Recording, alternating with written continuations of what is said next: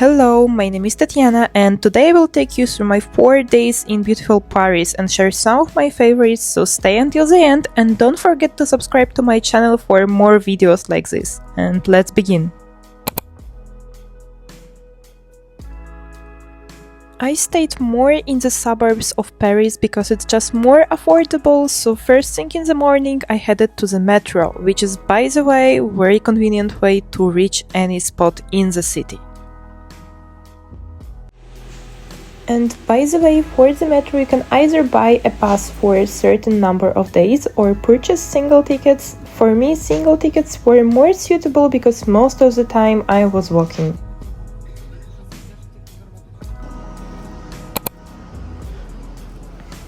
I took a ride to the station called Pigalle. Pardon my pronunciation, but French is definitely a tough language.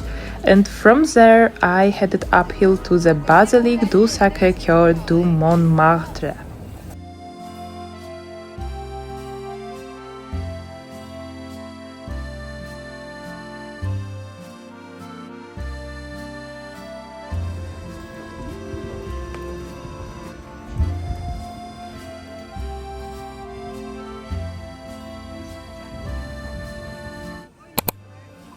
After some nice walk through the streets, I was near this incredible basilique, which of course looks much bigger in real life. And the best part of this location is not only this church, but the full city view, where you can even spot the Eiffel Tower.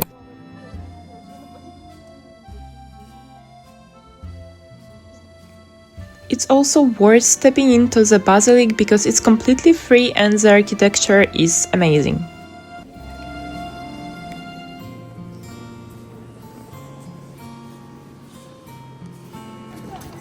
Even so, it was rainy, I still decided to walk more through Montmartre, and I totally recommend it because just look at these cute cafes with their flowery rooftops.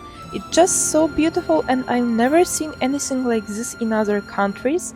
You will also find a lot of souvenir shops there, which can be a bit overpriced, but they have a huge selection, so I can't complain.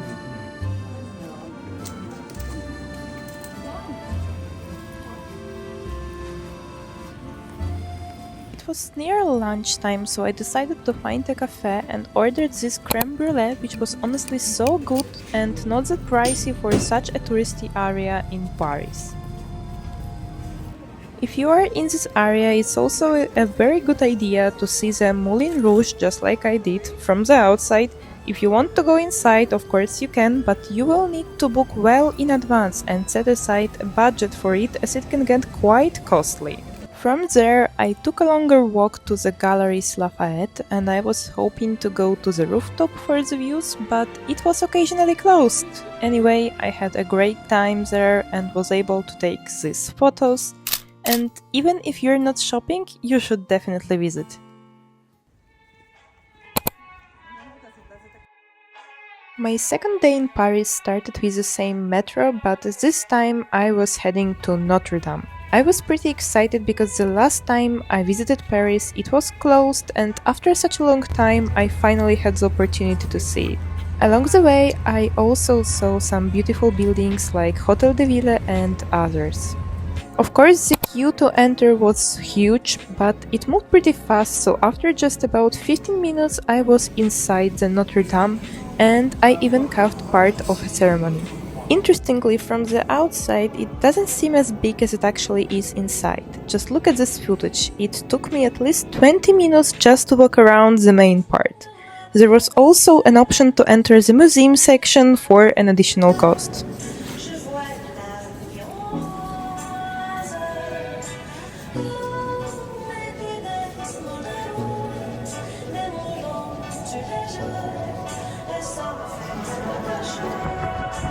After Notre Dame, I went to explore the Latin Quarter, which, by the way, you can see in the series Emily in Paris, since that's exactly where she lived.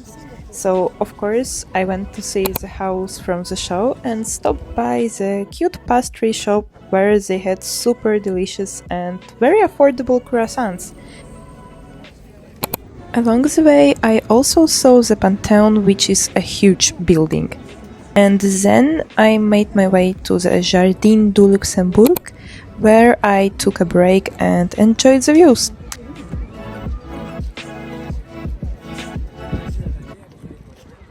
What really surprised me was how green this park was for February. It's literally middle of the winter and you can see the grass. I was a bit far from the Eiffel Tower, but I still decided to walk there because strolling through the streets of Paris is such an enjoyable experience itself.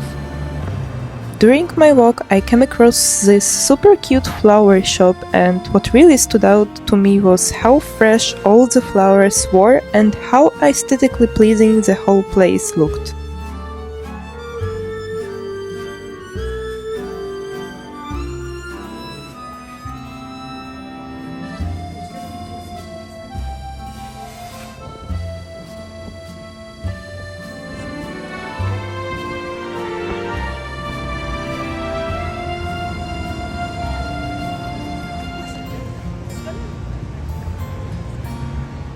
Finally, after about an hour, I reached the Eiffel Tower and waited for a bit because I wanted to see it sparkle.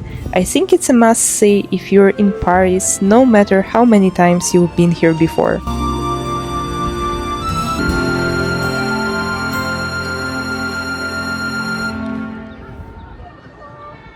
The next day I headed to the Louvre, definitely one of the must-see attractions. I waited in line for about an hour, and if you want to be smarter than me, book your tickets in advance so you can skip to a much shorter queue. Anyway, after a long wait, I finally got to see all the beautiful artworks. And I'm not an artist or a history expert, so I just walked through and looked at what I liked and what was popular. But honestly, it's not just the sculptures and paintings that are impressive, but the building itself is absolutely gorgeous, especially the ceilings.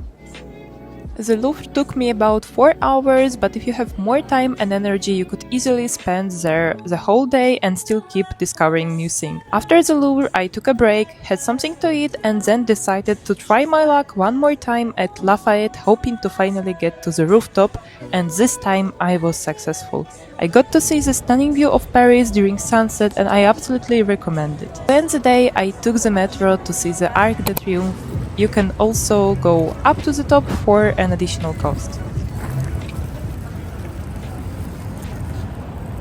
My last day was pretty chill, so I went to see the famous cemetery in Paris and didn't really film much, but I did catch this spot where people spread ashes on the grass, which I found kind of interesting.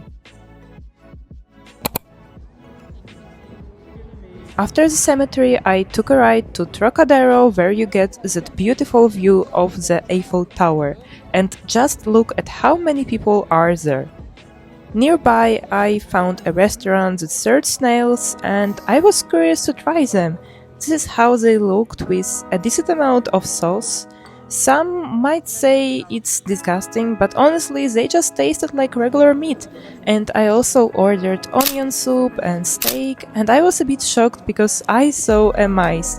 But I read that it's actually pretty normal for restaurants in Paris, isn't it? People even said that might be a chef, the ratatouille. Feeling super full, I went to see the Eiffel Tower sparkle one last time. I know, very touristy, but that's just who I am and what I like. And let's be real, were you really in Paris if you didn't take a photo with the Eiffel Tower?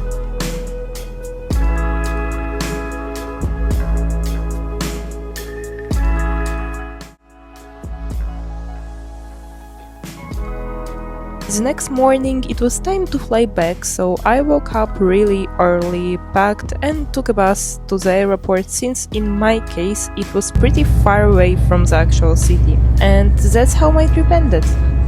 I hope you enjoyed this video, and if you did, don't forget to like and subscribe, and see you soon. Bye bye!